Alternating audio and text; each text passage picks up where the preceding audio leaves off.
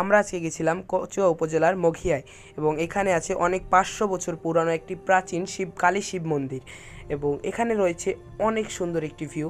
সামনে রয়েছে একটি মাঠ এবং এই যে শিব মন্দিরটা তোমরা দেখতে পাচ্ছ অনেক পুরনো, এটাই প্রায় 500 বছরের পুরনো একটি শিব মন্দির। এখানে তোমরা যদি দেখো এই যে মানে ইটের উপর কিন্তু শ্যাওলা পড়ে গেছে, শ্যাওলা পড়ে কালো হয়ে গেছে। অ্যান্ড এছাড়াও যদি তোমরা দেখো এখানে কিন্তু অনেক সুন্দর একটা ভিউ রয়েছে। তোমরা যদি কাছ থেকে আমি তোমাদের দেখাবো এখন, ওয়েট। এখানে দেখতে পাচ্ছ দুইটা, একটা কিন্তু শিব মন্দির, একটি কালী মন্দির, একটি শিব মন্দির, দুইটাই এখানে স্থাপিত রয়েছে। অ্যান্ড এছাড়া কিন্তু এখানে এটা প্রায় 500 বছরের পুরনো। শুধু এই না, এখান থেকে তোমরা যদি আমার কাছে এসো লক্ষ্য করো এই যে ইটগুলোই তোমরা দেখলে বুঝতে পারবা যে এটা কত দিনের পুরনো। তোমরা যদি ইটগুলো ভালো মতো লক্ষ্য করো তাহলেই কিন্তু তোমরা দেখতে পারবা যে এটা কত দিনের পুরনো। তোমরা যদি ইটগুলো কিন্তু ভেঙে চলে গেছে। দরজাটা ভাই অনেক পুরনো, দেখতে পাচ্ছ হাতের কারুকাজ করা, আগের দিনের মানুষের হাতের কারুকাজ অনেক সুন্দর।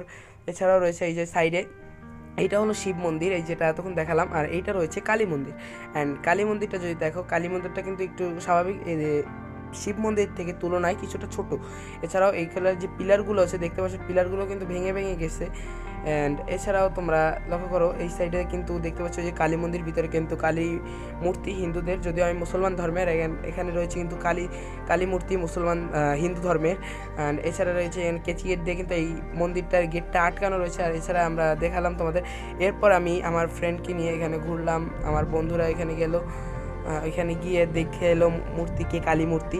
অ্যান্ড দেখতে পাচ্ছি এখানে কিন্তু অনেক সুন্দর একটা ভিউ। অ্যান্ড পুরো মন্দিরটা আমি তোমাদের দেখালাম। অ্যান্ড এরপর আমরা চলে এলাম কচুয়া উপজেলার আরও একটা পজিশন মঘিয়ায় ভাই অনেক সুন্দর সুন্দর দেখার জায়গা রয়েছে। এর মধ্যে রয়েছে একটা রাজবাড়ি, এটাও কিন্তু 500 বছর আগের একটি পুরনো রাজবাড়ি।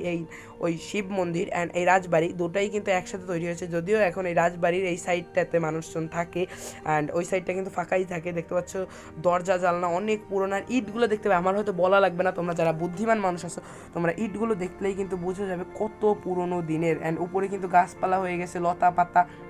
বিল্ডিংয়ের গায়ে ভাই তোমরা দেখছো বিল্ডিংয়ের গায়ে কিন্তু লতাপাতা হয়ে গেছে। অ্যান্ড তারপর আমরা ধীরে ধীরে দেখলাম, তোমরা উপরের দিকে দেখো এইখানে ভাই ইটগুলো কি অবস্থা ভাই, অনেক দিনের পুরনো ইট।